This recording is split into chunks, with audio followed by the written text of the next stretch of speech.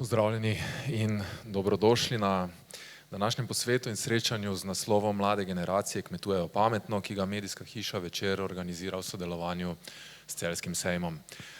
Zahvaljujemo se državnemu sekretarju na Ministrstvu za kmetijstvo, gozdarstvo in prehrano, dr. Blažu Germšku, ki se nam danes žal ni mogel pridružiti, zato vas je nagovoril preko video posnetka, ampak so pa tukaj njegove sodelavke, njegovi sodelavci, tako da, ki bodo tudi sodelovali v pogovoru, hkrati pa bodo tudi na voljo za vsa vprašanja. V prvem delu dogodka, ki ga namenjamo predvsem mladim prevzemnikom kmetij, torej vam, po večini vam, vašim vprašanjem in dilemam, bomo govorili o priložnostih za prevzemanje kmetij. K sebi na oder vabim gospo Marijo Žamut iz sektorja za strukturno politiko in razvoj podeželja na Direktoratu za kmetijstvo, Ministrstva za kmetijstvo, gozdarstvo in prehrano. Gospo Rosco Saje, nosilko intervencije podpora za vzpostavitev gospodarstev mladih kmetov na Agenciji za kmetijske trge in razvoj podeželja. Gospoda Jožeta Očka, koordinatorja za mlade kmete pri Kmetijsko-gozdarski zbornici Slovenije, in pa mlado prevzemnico kmetije Brigito Hergan. Dobrodošli.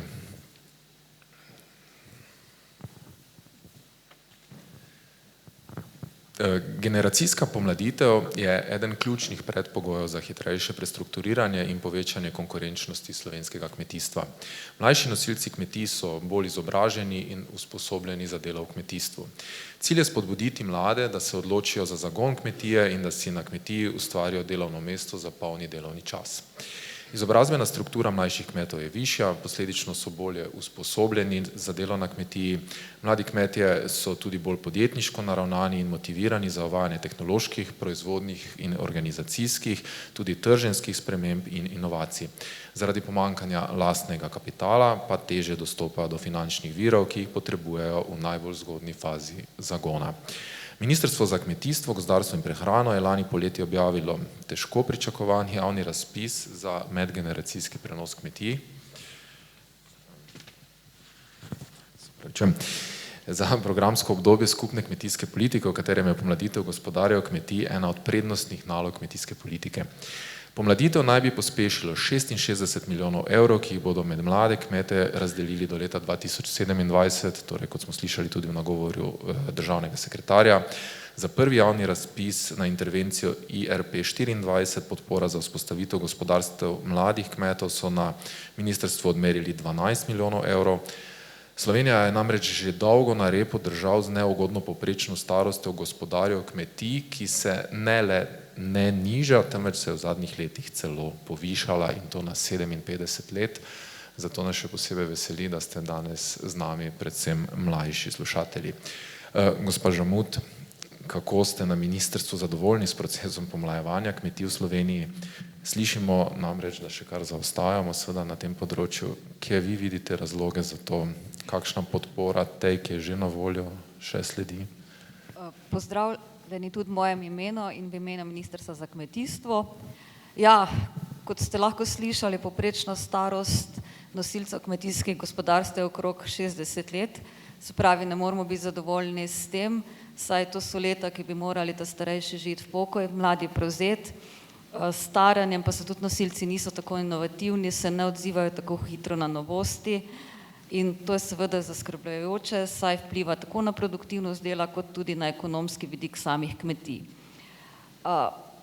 Po drugi strani pa tudi proces pomlajevanja je pomemben, pomlajevanja kmetijskih gospodarstev je pomemben tudi z drugega vidika za ohranjanje poseljenosti slovenskega podeželja, saj če na kmetijah ne bo mladih prevzemnikov, pomeni, da se izseljujejo iz podeželja, podeželje se prazni, kar pa je tudi zaskrbljujoče zaradi praznjenja podeželja in tukaj vidimo, da prazno podeželje tudi ni več privlačno za turizem, druge panoge in lahko nas skrbi in zato je ena glavnih politik kmetijskega ministrstva, se pravi generacijska pomladitev mladih prevzemnikov, temu je namenjenih več podpor, poleg te podpore začetne za mlade prevzemnike, kjer jim damo začetno podporo, ko prevzamejo lastniško zemljo, tudi druge podpore, tako jim damo dodatne točke, dodatno sofinanciranje pri naložbah v kmetijska gospodarstva, naložba v predelavo, recimo naložbe v nekmetijske dejavnosti, kot je turizem na kmetiji, spodbujamo jih tudi, da se povezujejo preko kratkih verig, preko organizacij skupin proizvajalcev, saj s tem bomo ohranili mlade na podeželju, da jim nudimo čim več teh podpor. Lahko povem, da je v tem programskem obdobju izvajanje programa razvoja podeželja, so mladi, to pomeni mladi do 40 let, kandidirali na približno 50% vseh podpor, naložbenih podpor. Se pravi, ne glede na to, kako malo imamo mladih kmetov, so pa to tisti, ki so nosilci razvoja na kmetijskih gospodarstvih. Tako da vsi naši napori so, da jih zadržimo, čeprav vsi vemo, da je problem ostati na kmetijah, problem ostati na podeželju, odhajajo zaradi tega, ker pač imajo manj možnosti, so oddaljeni od centrov, tudi do vseh izobraževanj težje dostopajo. Eden velikih problemov podeželja pa je tudi dostop do širokopasovnega interneta, kar pa je tudi naloga del kmetijskega ministrstva v tem obdobju, da smo namenjali sredstva za 3 regije, da smo tudi spodbujali ta podporo v širokopasovni internet. Poleg tega pa imajo vsi mladi, ki so stari do 40 let in so nosilci, dobijo tudi dodatno dohodkovno podporo na kmetijska zemljišča in pa danes je Regionalni razvojni sklad v Ribnici objavil tudi kredite za mlade kmete z ugodno obrestno mero, z kapitalskimi znižanji in z garancijami, kar pa pomeni, da bo ta kredit bistveno bolj ugoden kot je na bankah, kar pa je tudi dodatna pomoč mladim za ta začetni kapital, da lahko začnejo in da vlažejo v kmetije in to pomeni njihov razvoj. Hvala. Odlično. Denar je torej en vidik, seveda pa še kup drugih mehkih ukrepov, v tem verjetno zato, da je prevzem kmetije zanimiv, ne?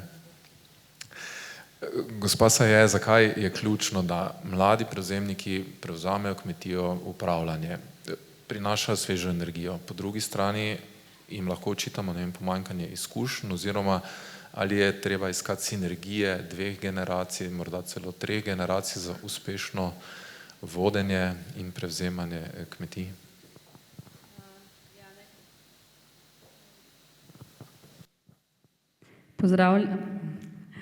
Najprej pozdravljeni tudi v imenu Agencije za kmetijske trge in razvoj podeželja in mojem imenu. Ja, seveda so pomembne neki dogovori, neke sinergije med mlajšo in starejšo generacijo. Delovne izkušnje in izobrazba mladih kmetov so zelo pomembne, zato mi tudi na samem javnem razpisu je pogoj za prijavo na javni razpis tudi ustrezna izobrazba. Če vlagatelj nima kmetijske ali s kmetijstvom povezane izobrazbe, mora pridobiti vsaj nacionalno poklicno kvalifikacijo, da s tem pridobiti to izobrazbo, neke teoretična znanja. Hkrati pa mora vsak vlagatelj imeti tudi najmanj 3 leta delovnih izkušenj, ki jih pridobi na kmetijskem gospodarstvu. Največkrat je to kar na tem kmetijskem gospodarstvu, ki ga prevzame, lahko pa tudi na kakšnem drugem kmetijskem gospodarstvu. To običajno ni problem, če slučajno se to ni razvidno iz registra kmetijskih gospodarstv, da je bil že kot član upisan na nekem kmetijskem gospodarstvu, kjer je pridobival delovne izkušnje, mu lahko pa nosilec, bivši nosilec, ta, ki mu predaja kmetijo, z izjavo, pač napiše izjavo, da je pri njem pridobil delovne izkušnje. Poleg tega je pa v tem programskem obdobju spet v bistvu smo eno novo intervencijo uvedli, to je pa medgeneracijski prenos znanja, s katerim se prenosniki, ki imajo veliko znanja, veliko delovnih izkušenj, predvsem praktičnih, zavežejo, da bodo te svoje znanje in izkušnje prenesli na tega mladega prevzemnika in zato dobijo tudi neko, jih pač finančno nagradimo, ne. To je 3-letni program, v katerega se pač zavežeta, da ga boste izpolnila tega prenosa znanja in prenosnik pač vsako leto lahko dobi 3000 evrov, če se pač vključi v ta ukrep in izvaja, pač ustrezno izvaja tako, da ta prenos znanja na mladega. Super, opažate, da je to zavedanje prisotno, se to izkorišča v zadostni meri, je treba še kaj narediti na temo, zavestiti prevzemnike? Ja, mislim, da je kar nekaj, bom rekla, da je bilo veliko že narejenega, predvsem v teh kmečkih lobijih, da ljudje poznajo ta ukrep za prenos kmetij na mlajšo generacijo, saj poteka že v 3. programskem obdobju. Mogoče bi pa jaz tukaj poudarila tudi to, zakaj je treba prenašati kmetije na mlade. Nekje sem slišala, mislim, da je bilo ravno na takem posvetu ali pa pač srečanju, je eden od prenosnikov rekel, ko so ga vprašali, zakaj, kako da se je odločil za prenos kmetije in kdaj je to bilo, je rekel, enkrat sem nekje prebral, da če do 60. leta ne prepišeš kmetije, jo potem vsako leto težje, ne. Jaz bi pa še dodala to, da se mi zdi, da če do 30. leta en mladi, bom rekla, ambiciozen pač moški ali pa ženska ne dobi priložnosti, da to svojo ambicioznost, svoje načrte, svojo poslovno idejo na svoji kmetiji, bom rekla, razvije in izpelje, si bo verjetno poiskal priložnost nekje drugje, ne. Da prepozni prenosi so za obe generaciji naporni. V bistvu nekako ponavadi potlej ne grejo in se težave pojavijo. Ampak kar nek razmislek je verjetno potreben, ne, do tega treba priti, to je en proces, to spoznanje in seveda potem sprejeti odločitev. Tudi za vaša vprašanja bo v nadaljevanju priložnost za kakšne izkušnje, za pogovor, ampak najprej, gospod Očko, zelo praktično spremljate mlade prevzemnike, kaj vi opažate, kaj manjka, če se je dovolj na eni, na drugi strani, kje so še izzivi pri trenutni podporni shemi za mlade prevzemnike? Ja, lep pozdrav tudi v mojem imenu in imenu Kmetijsko-gozdarske zbornice.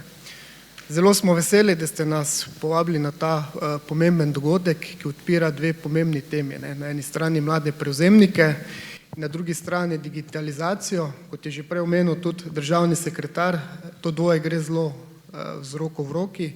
Ravno mladi so tisti, ki se nekako tudi poslužujejo vseh teh novih procesov v kmetijstvu. Zdaj, nastanje v kmetijstvu oziroma nastanje pri prevzemu najbolj ponosni sicer ne moremo biti, ne, to kažejo tudi številke, ne, to so že moje predhodnice tudi prej malenkost omenile, ampak mi si moramo vedno zastaviti eno drugo vprašanje, ne, kakšno stanje v kmetijstvu bi pa mi sploh imeli, če teh ukrepov ne bi bilo, ne. Mi dejansko vse skozi mlade na nek način podpiramo in verjetno, če tega ne bi bilo stanje porazno, ne. Seveda pa težave so, ne, zdaj, kje jih mi najbolj opažamo, ne. Glejte, zdaj, nikoli ni dovolj samo, da mlade z ukrepi podpiramo, ne. Tudi okolje, v katerem delajo, mora biti stimulativno, ne. Poglejte, če pogledamo zdaj razmere v kmetijstvu, ne, cene repromateriala, cene kmetijske mehanizacije letijo v nebo, odkupne cene njihovih pridelkov stalno nihajo, ne, in sigurno to ni najboljše okolje za prevzem kmetije, ne. Saj tudi, če gledamo, verjetno smo včeraj opazili, pred celjskim sejmom se je zbrala skupina kmetov, ne, ki je izrazila neko nestrinjanje. To so bili po večini mladi, ne. Mladi dejansko opozarjajo na to stanje, ki v kmetijstvu ni najboljše in nam se zdi tudi, da je prav tako. In vkolikor se bo to stanje izboljšalo, bojo seveda tudi lažji prevzemi. Odlično. prav izkušnjo iz prve roke smo seveda med se povabili tudi mlado prevzemnico, z nami je Brigita Hergan. Gospa Hergan, sami ste kmetijo z dolgoletno tradicijo prevzeli od staršev. Zelo nas seveda zanima, kakva je bila ta vaša izkušnja, kje ste zaznali priložnost zase, kaj so bili izzivi na tej poti, pa tudi kaj so bile najbolj dragocene lekcije. Dober dan vsem skupaj. Pri meni je bilo malo težko prevzeti kmetijo, ker mislim, da me v začetku moj ata ni preveč najbolj podpiral. Je bilo kar težko. Jaz sem zelo pozno prevzela kmetijo pri 39, tako je rekla gospa, sem se mogla kar boriti, ampak moram pa priznati nekaj, da če ne bi sodelovala mogoče z Zavodom Ptuj, če ne bi imela tako dobre svetovalke, bi fejst težko prišla tako daleč, ker sem, kako bi to sploh rekla, nočem zdaj izpaditi, da ni bilo vse, ampak res ni bilo tako vse lahko, no. To moram reči, ampak pa če si vztrajen, se vse da, težko sem fejst prepričala, najbolj očeta. Po eni strani ga razumem, ker mu je to bilo, celo življenje je bil v tem, ne, in on je pač se bavil z oddajo mleka, jaz sem pa čisto imela drugo vizijo, to je bilo najtežje. Jaz to po eni strani ga razumem, jaz vem, da danes je ponosen na mene, vem, da me podpira, sicer ne dobim tako pohvale, ampak vidim, ko recimo komu drugemu me predstavlja, da govori z pač veseljem o meni, to sem pač vesela, da sem to dosegla, ampak recimo brez podpore kmetijskega zavoda, se pravi moje svetovalke Slavice Strelec, mislim, da mi ne bi uspelo. Ona je fejst, kako bom rekla po domače, ga malo podkurila, da naj prepusti mi prvo vsaj en prostor, naj mi eno nivo odstopi. Je pa bilo tako, da sem prej že začela z dopolnilno dejavnostjo, ne. Tako da sem že imela malo z tem prej izkušnjo, da sem si že pridobila malo izkušnje, ampak recimo, kaj se pa tiče kmetovanja, pa še vedno moj ata zakon, on meni veliko svetuje, še vedno pomaga, če glih je človek že star 77 let, ampak to dela z ljubeznijo, pa mu ne bi vzela, dokler bo lahko, pač naj to dela. On pa tudi meni pusti pač prosto pot. To je to. Vzamete tudi kakšne izkušnje njegove, verjetno? Seveda, samo pač je pa res bilo tako, da sem jaz mogla čisto vse znova, ne. Čisto vse znova, vse sem mogla recimo novo mehanizacijo, ker stare stroje smo vse večinoma prodali, tako da smo si pač prilagodila to, kaj mi dva rabimo, ne. Recimo iz hleva vse smo pač porabili, kar je, ne, vse še imamo namen, ampak naša kmetija je kar velika, res velika in recimo, kaj jaz vem, naredili smo iz svinjskih štal, smo naredili res lepe prostore, tam, kjer imamo prodajalno, tam, kjer smo imeli mlado živino, smo naredili recimo čudovite degustacijske prostore, ker namreč naša kmetija je izletniška kmetija, tako da lahko si recimo pogledajo ljudje, kako poteka recimo hladno stiskano bučno olje. Rada delam z ljudmi in to je bistvenega pomena. Pač moraš pa prvo imeti res močno željo, da lahko to sploh vse spelješ, ne. Recimo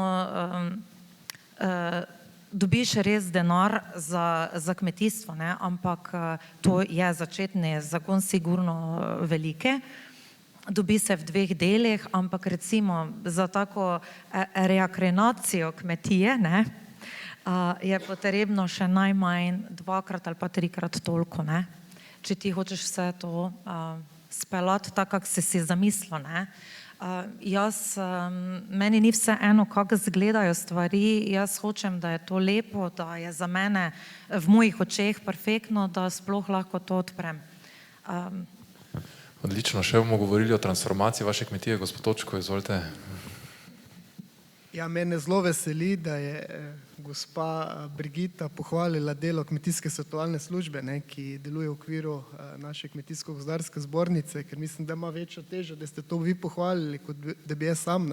Ampak ravno ta vaš primer kaže to celovito delo naše službe. Dejansko mi se ponavadi z mladim kmetom oziroma z njegovo družino srečamo na samem začetku, in tudi nekako preko naše pravne službe poskušamo svetovati, na kak način prevzame kmetijo, kakšno pogodbo uporabijo, kako rešijo neka vprašanja, ki se pojavljajo v zvezi z dedovanjem ostalih sorojencev, kako se pripravi vloga, kako zastavijo poslovni načrt. Vi ste tudi dober primer, mladi prevzemniki večkrat dejansko se podajo v drugo panogo. Mi imamo neke kmetije, ki imajo, bom rekel, panogo, ki je dobro upeljana na kmetiji in jo nadaljujejo. Večkrat se pa njihovi starši tudi ukvarjajo z neko panogo, ki ni tukaj perspektivna več, in mladi imajo neko svojo vizijo in poskušajo upeljati tisto. To ponavadi, jaz vem, ni zelo enostavno na eni strani, da prepričajo svoje starše, na drugi strani pa tudi, da se podajo v neko novo panogo, v neko novo tehnologijo, iščejo neki novi trg in to je zelo velik izziv za mlade.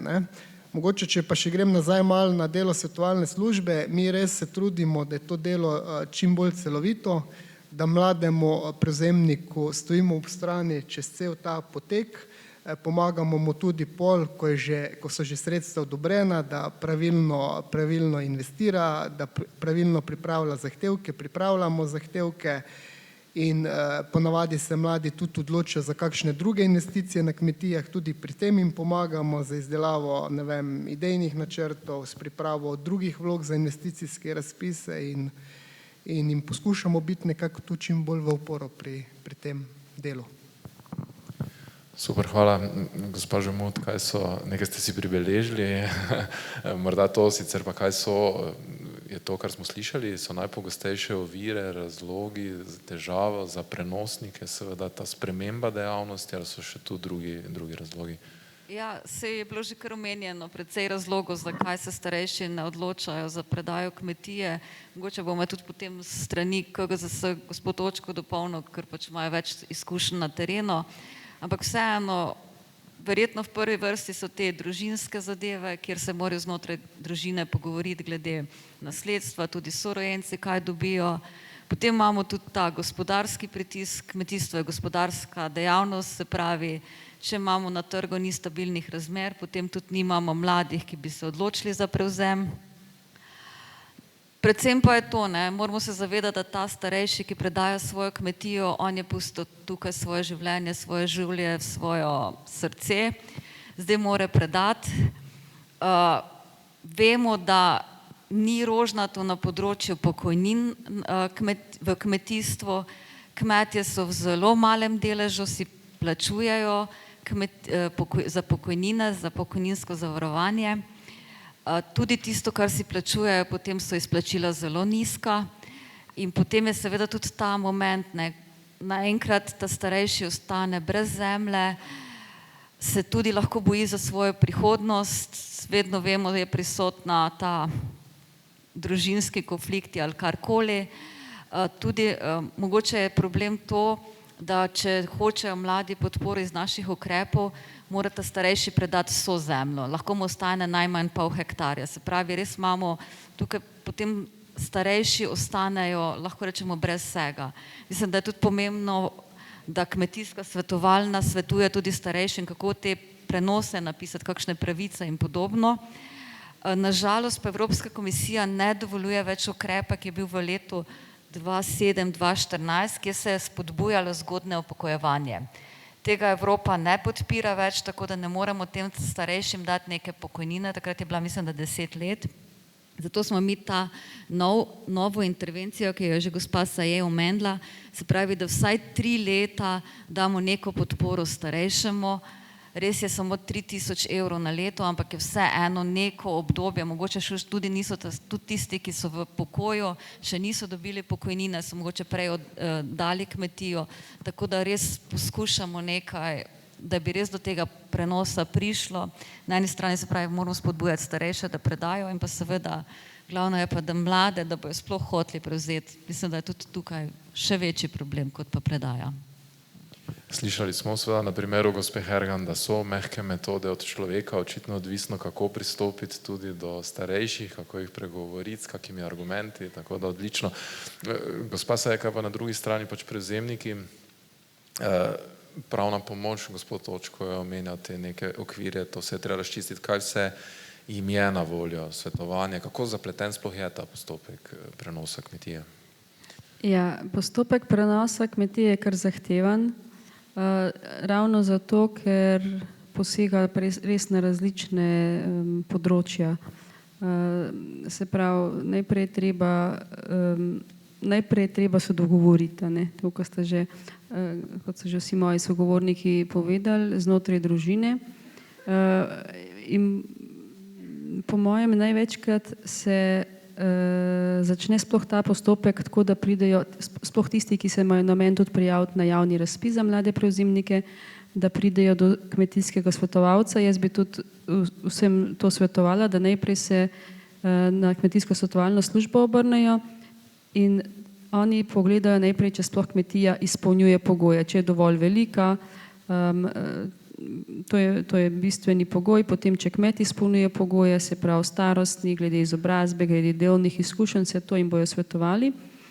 No, to je ta prva faza in potem jih že opozorijo, da pri prenosu, lastniškem prenosu kmetijskega gospodarstva, na kaj morajo biti pazljivi.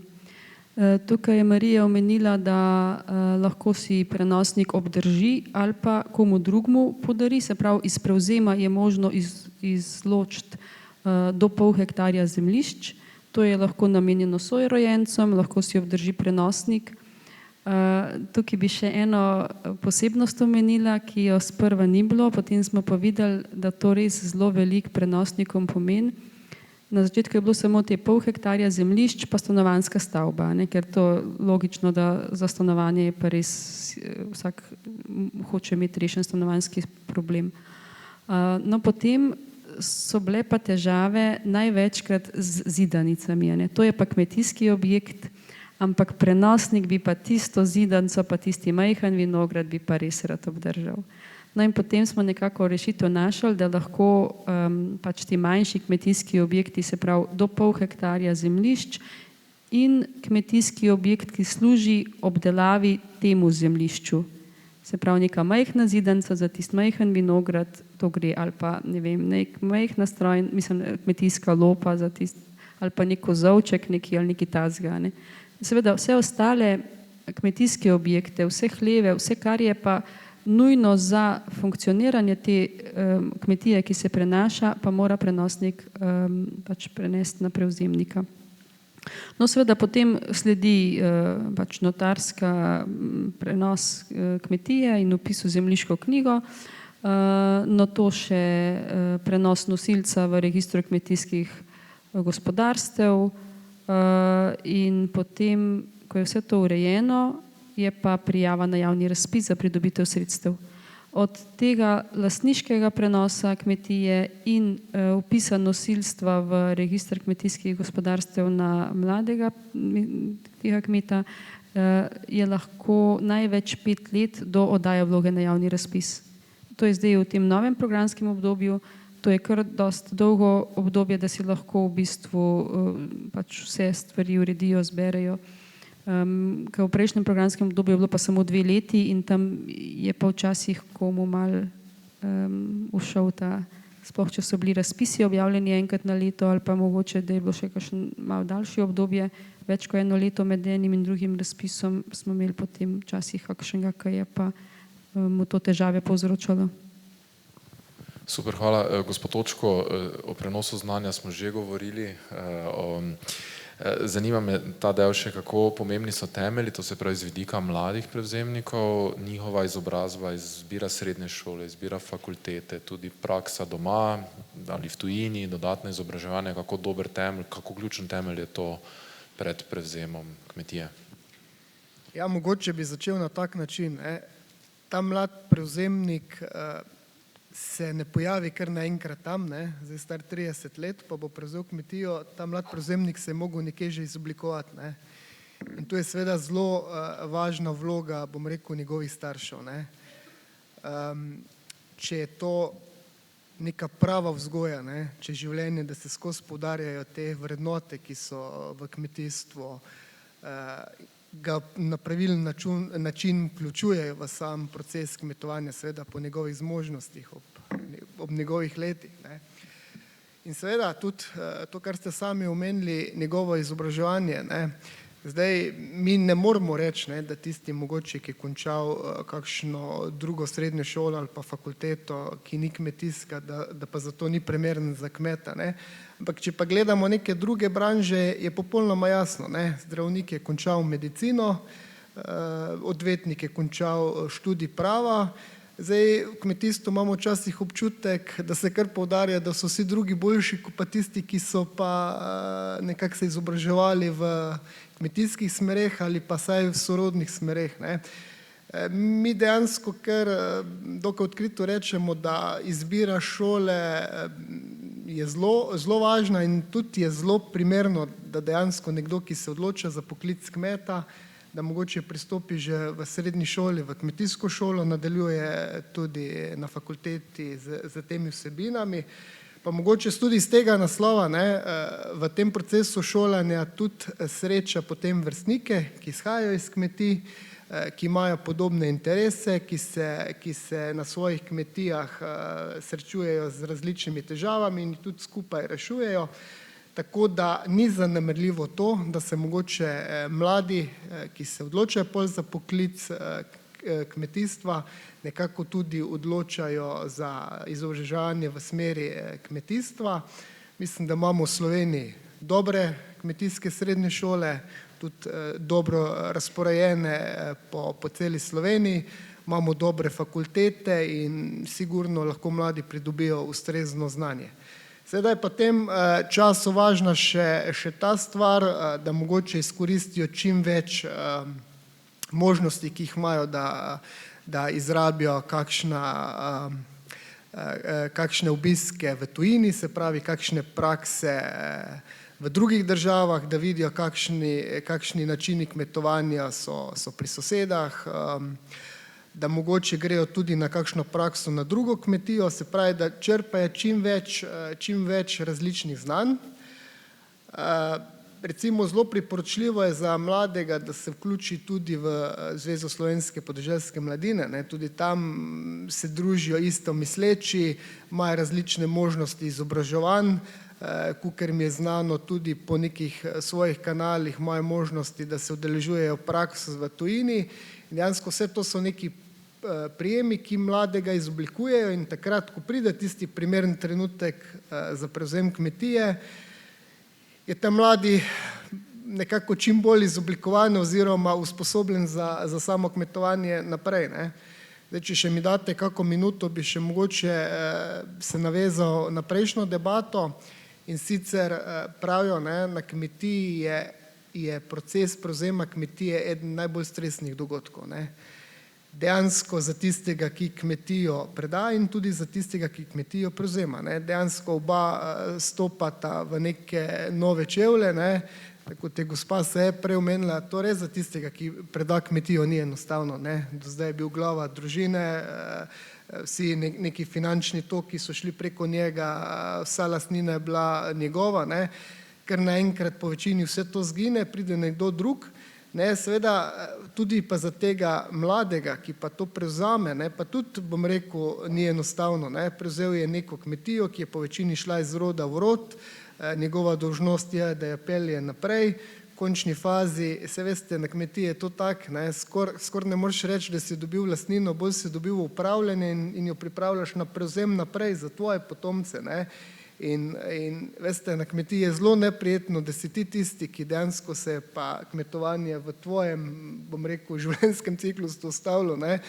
Jaz tudi izhajam, ne, iz vasi in vem, še zdaj vemo za vsako kmetijo, kdaj se tam nehalo kmetovati, kdo je takrat kmetoval, ne. Vsi smo pa ponosni na tiste vitalne kmetije, ne.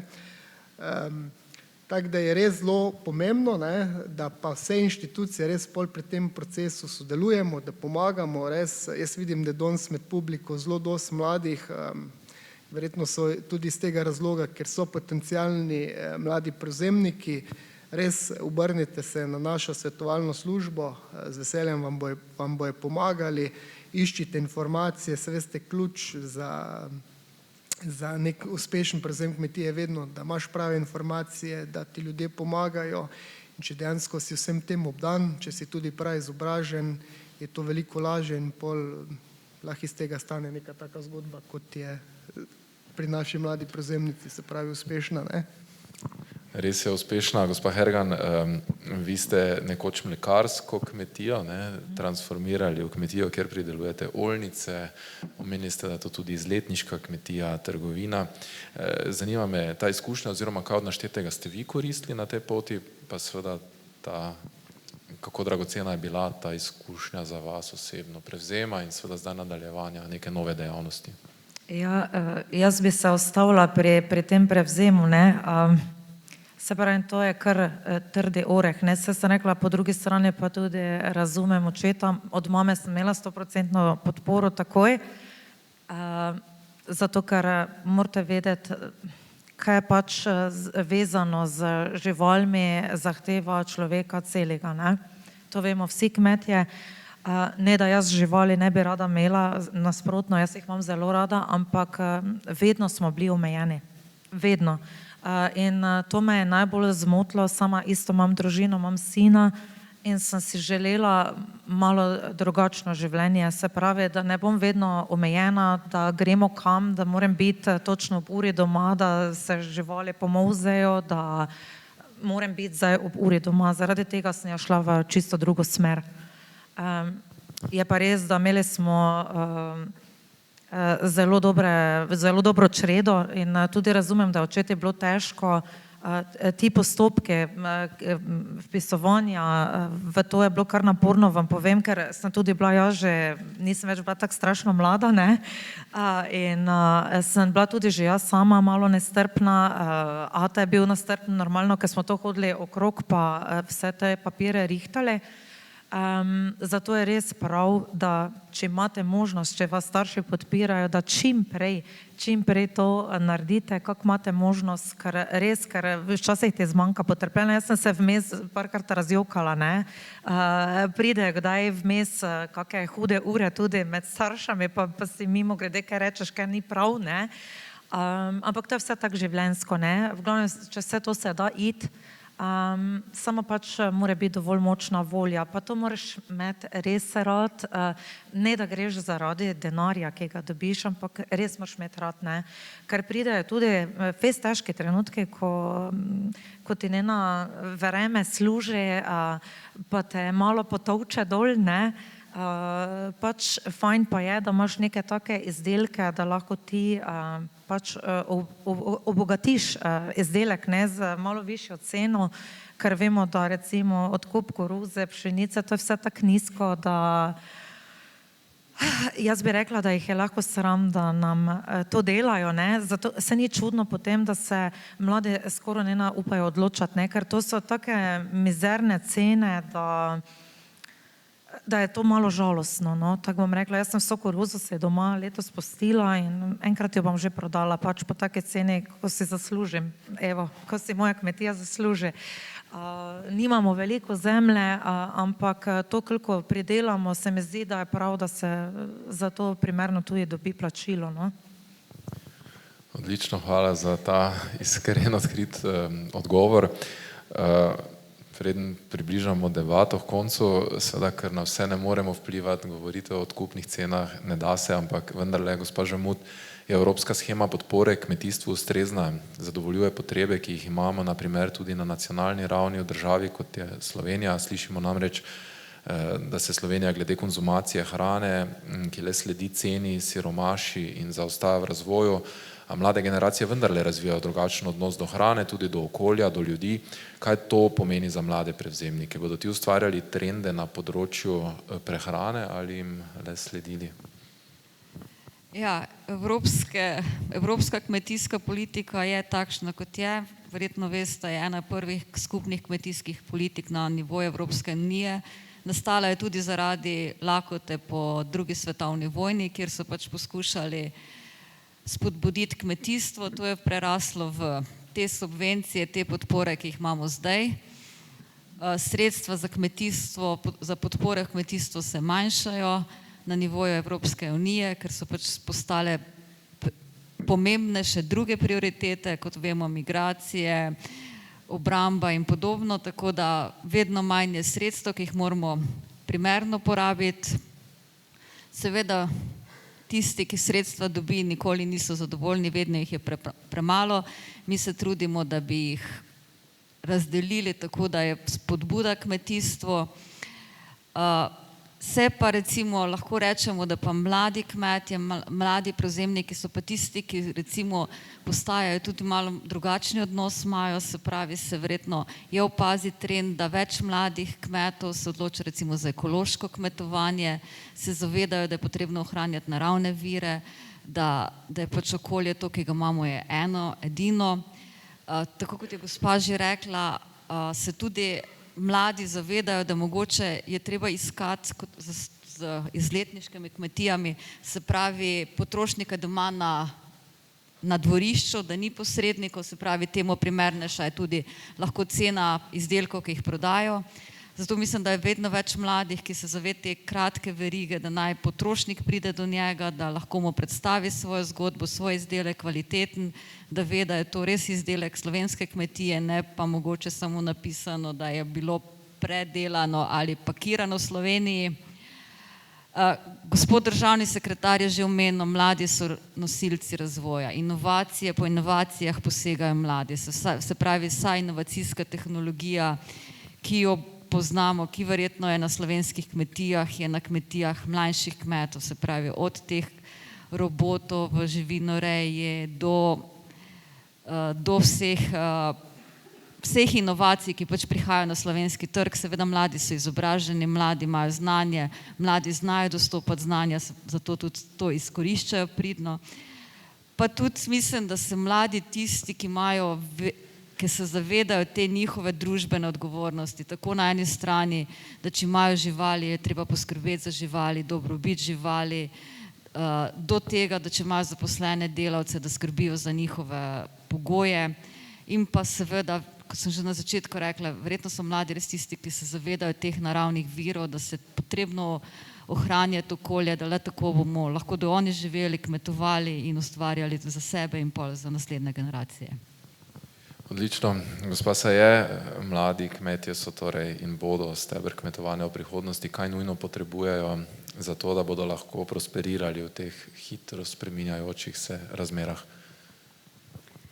Ja, moje mnenje je, da najprej potrebujejo našo podporo, ne? Se pravi podporo svojih staršev, podporo potrošnikov, podporo politikov, zelo dobro podporno okolje, ki bi moglo biti čim bolj stabilno, da bi vedelo, kaj se spuščajo, oziroma tako nikoli ne veš, v kaj se spuščaš, ampak potem kar nekako voziš, karkoli se že lotiš, ne? Če imaš nek pogum, ki ga mladi imajo, če imaš znanje, ki ga tudi vedno več mladih je, ki prevzimajo kmetije tudi z visoko izobrazbo,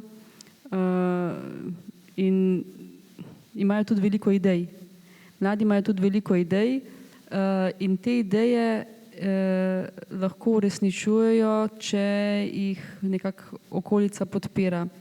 Mislim pa, da bi mogli predvsem neke take manjše lokalne, bom rekla, ta polena odstraniti, a ne.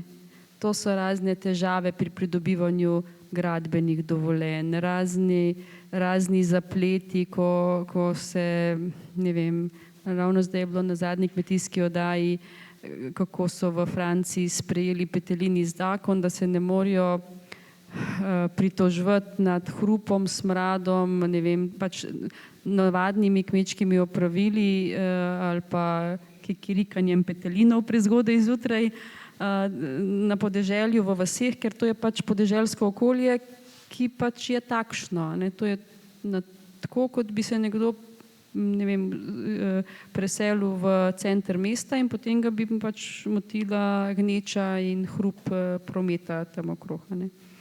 Tako da takšne stvari mislim, da so ključne.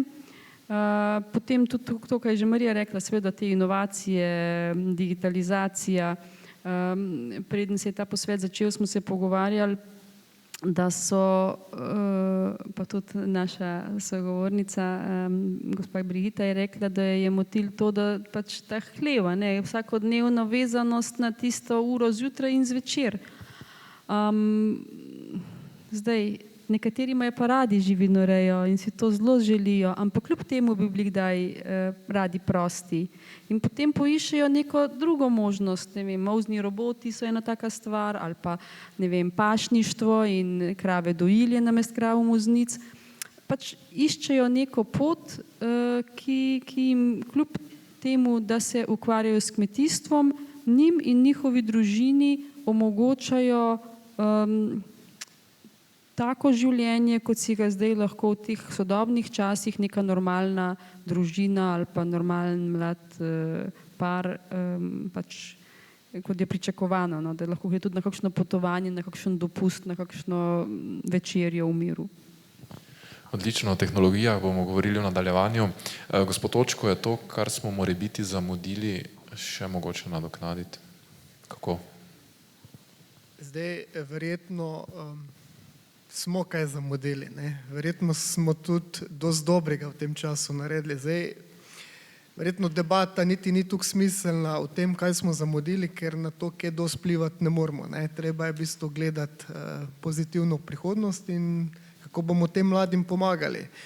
Mogoče bi jaz tu izpostavil tole, ne? Mi imamo dosti dobrih zgodb mladih prevzemnikov in to v vseh panogah, ne? Imamo mlade prevzemnike, ki se ukvarjajo z živinorejo, ki so postavili nove sodobne hleve, ki so robotizirani, molža, čiščenje rešetk, krmljenje.